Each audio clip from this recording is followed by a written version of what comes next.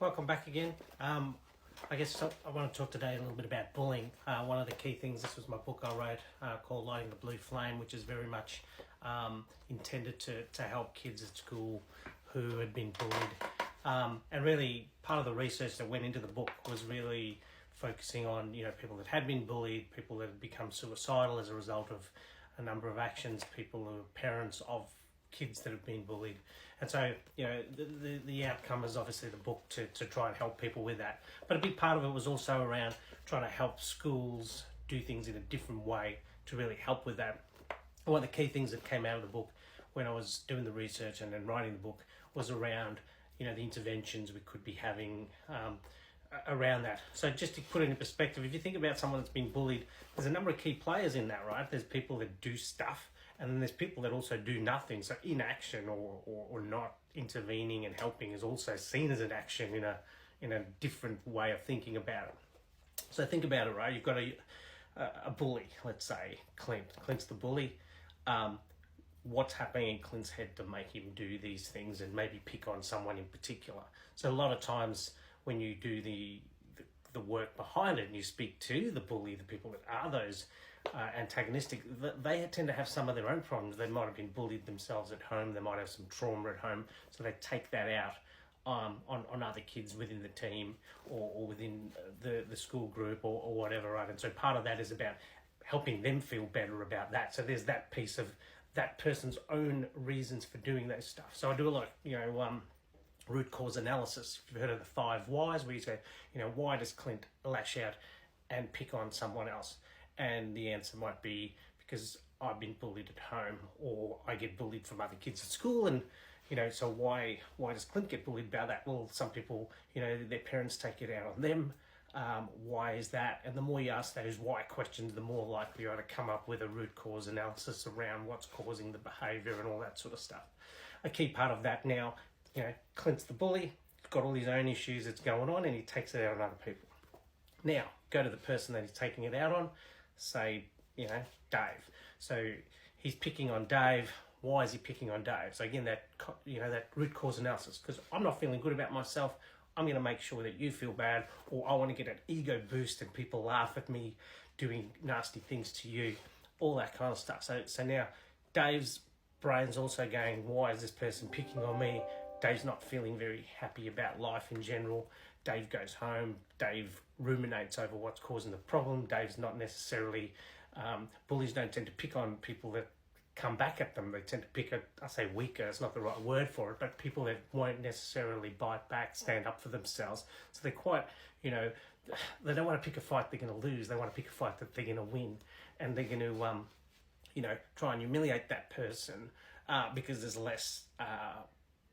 skin in the game for them in terms of their own physical threat from the person they're bullying. So they don't tend to pick on the people who would stand up for themselves and say, this is part of the reason of what I did in the book, is around how do we get kids, wanting to be resilient, who can stand up, but then also there's a number of other factors that come in with it. So think about all the kids that are watching this one kid getting bullied by Clint. So they're all watching it, they're seeing it. Dave's also seeing that nobody's intervening, no one's stepping in and saying, hang on, Clint, that's not cool. Why are you picking on Dave, right? So those things all also send clear messages to Dave and to Clint, the bully, that, some of that behaviour is funny, some of that behaviour, we're encouraging him to keep doing it. We're also not stepping in to help Dave. So that sends very clear messages all the way around to all the parties. So there's a number of aspects that come, and that's just the group of kids, right? There's also teachers, when they see those things happen, if they do intervene, they're kind of toothless tigers. So the parents get involved, the kid that's the bully knows that Dave's dobbed them in, and Dave's, made a complaint. Now that person's even more annoyed and will find ways to get to Dave because, the way investigations work and schools work, it's kind of tedious. And also, that's why a lot of times people's behaviour continue, because there's nothing happens or doesn't happen in a way that's satisfactory enough or quick enough. And that's why, it's often that the kids that have been suicidal and been bullied end up that way, and they've had complaints about the bully, they've taken it to their parents, taken it to the school, and it continues, right, in many, many different ways. It can be very subtle, stuff on social media, all this stuff, and things that play with kids' minds. And so understanding all that stuff is really important. And the key part of the book for me was really about helping schools deal with that and saying, well, how can we nip that in the bud way earlier? So if you think of kids who are, 16, 17 years old, they've had a long history together, they know each other, they do all that stuff. But, and the kids aren't necessarily standing up for each other. They're not standing up for themselves necessarily because they have a fear factor of, don't want it to be me, being picked on, I'd rather it be Dave.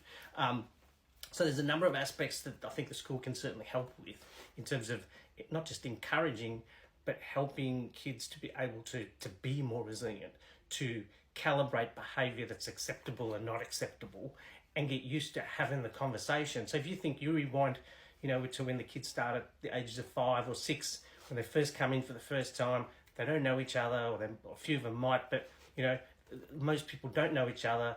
They're not so worried about what brands people are wearing at that age.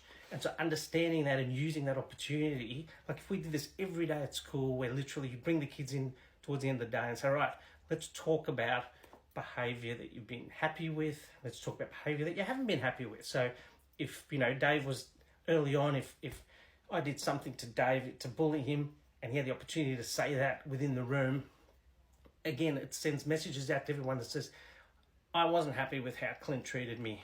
He said something nasty to me, or he did something physical to me that wasn't good. You're sending a message that, one, we're prepared to talk about it. So there's the first piece. Creating safety to have a conversation is a key part of it, but it also sends a message out to the other kids who've been maybe too scared to say something. They've witnessed it. They haven't stepped in.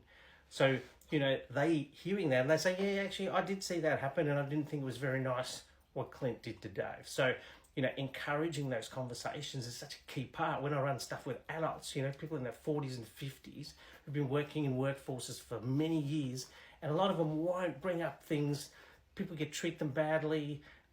People that you think may be more likely to stand up for themselves and be quite assertive, but when it comes to actually saying things to their colleagues, a lot of them won't do it. They'll avoid it. They won't talk about things. And I'm talking about some horrible, horrible things that happen to people. So, as a HR professional, when I'm working with teams, adults, a lot of them don't even have that skill set. And that's why I'm saying we need to be doing that at the school level right from the start. Every day at school, 10 minutes is all it takes to get everyone around in the room, talk about stuff that's, been bothering them, and get them used to having those conversations. It might start with little things like, oh, he pulled my hair, or he, took my lunch, or whatever those little things are. But the more we talk about it, the more we encourage the kids to talk about it. We also send a very clear message that, okay, Clint, now, why would you take his lunch? You don't have food? Or, those kinds of things. So it becomes dialogue, and dialogue becomes normal. And then when that's normal, you find that people feel more empowered to step in, stand up for themselves, stand up for somebody else. And you start to see some calibration of the behaviour towards the bully too, where they go, oh, people are noticing that, I'm doing things that aren't so nice, and people will be more likely to call it out later than what they're currently doing. Okay, if you like this video and think there's something in it, please make sure you also share it and like it.